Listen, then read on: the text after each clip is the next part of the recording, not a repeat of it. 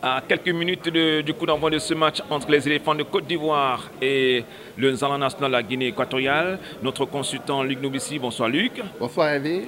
Alors quel match doit-on vivre dans quelques minutes ici au stade de Douala-Japoma? Quelles sont les dispositions? Est-ce que cette sélection du Nzala national peut créer la surprise? Bien évidemment, il faut dire qu'au-delà de ce qu'on peut voir sur le papier, ça risque d'être l'une des grandes affiches de cette compétition parce que nous avons le Nzala national de Guinée qui joue quasiment à domicile et on a vu les enjeux, la détermination du staff du Nzala depuis la séance de reconnaissance de terrain hier. Il faut rappeler que cette équipe s'est renforcée avec un certain nombre de joueurs expatriés. On a un certain nombre de Brésiliens et de Portugais que nous attendons de découvrir dans cette rencontre. Et la Côte d'Ivoire qui vient également avec un sentiment, un esprit de revanche, parce que c'est sur ce stade de Japoma que la Côte d'Ivoire a été sortie des éliminatoires de la Coupe d'Afrique, de la Coupe du Monde 2022.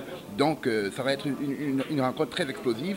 Et moi, je vais pronostiquer carrément, contre toute attente, pour un match nul ou même une victoire de la Guinée équatoriale.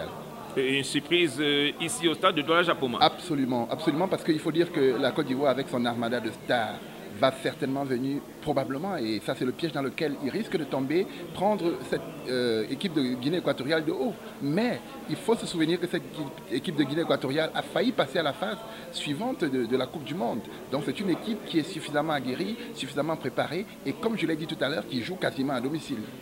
Merci et bon match à tout le monde. Merci.